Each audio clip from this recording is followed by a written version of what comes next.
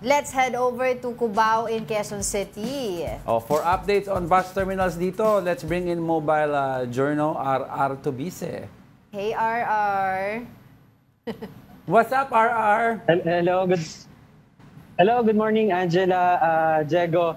Fully booked na, unfortunately, yung mga biyahe papunta sa mga probinsya. Sa norte, gaya na lang sa Ilagan, Tuguegarao, Tabuk at Apari. Ganyan din yung sitwasyon sa mga papuntang Bicol, gaya na lang sa Camarines Sur, Camarines Norte at sa Albay. Dito po yan sa istasyon ng mga bus mula sa Timog hanggang dito sa Cubao sa EDSA.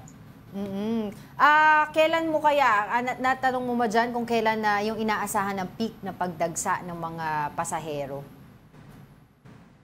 Angela, actually kagabi, sabi ng mga kawani ng mga bus terminal dito sa Cubao, kagabi pa lang, nagdagsa na yung mga pasaherong gustong magsiuwian sa kanilang probinsya. Pero ngayon nga na mag-half day pa lang yung mga empleyado at meron ding mga estudyante na mag-half day, naghahanda sila na meron pa rin maraming pasahero ang pupunta dito para dumagsa bago matapos sa itong araw na to.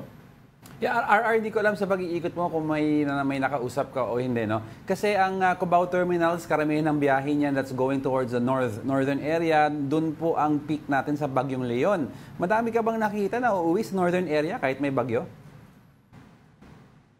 Yes, Diego, actually, dito sa likod ko itong bus terminal na Victory Liner, ito, konti lang yung mga pasahero. Kung makikita, konti lang pa lang yung pasahero na papunta sa norte, no? Meron din mga iba na papunta na sa south, pero yes, maraming papunta sa norte. Wala namang sinabing babala yung mga kawani ng ating mga bus terminal hindi matutuloy or merong mga saradong kalsada papunta sa norte. Kaya tuloy-tuloy pa rin naman yung biyahe papunta sa mga probinsya doon kahit nandoon yung tama nung ating bagyo. Kumusta naman yung security dyan, RR? May mga inspections bang nagaganap? Yes, Angela, actually kanina pang umaga nakahanda na yung PNP dito sa bawat istasyon ng bus dito sa EDSA, mula doon sa Timog hanggang dito sa EDSA Cubao.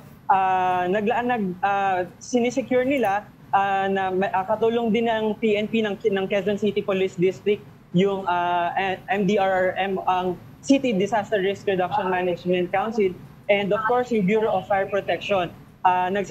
Inaasahan din actually ngayong araw na baka bumisita si PNP Chief Romel Marbil para siguraduhin na ligtas ang ating mga pasahero. Meron kaming report, pinayagan daw yung mga provincial buses ngayon sa EDSA. Sa tingin mo, gaano kalaking tulong ito?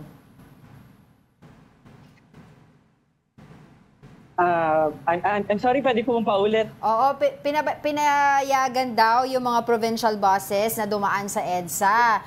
Gaano kalaking tulong ito, RR? Yes, Angela, sobrang laking tulong nitong pagpapapayag sa mga provincial buses na dumaan sa EDSA, lalo na ngayon na sobrang luwag ng daloy ng traffic sa EDSA. Kaya mapapabilis nila yung biyahe papunta sa kanilang mga probinsya kahit pa merong banta ng bagyo, lalo na dun sa mga taga-norte. And finally, in closing, RR, ano ba ang mga tips o advice na mamibigay natin sa biyahero natin this coming undas? Yes, Angelo.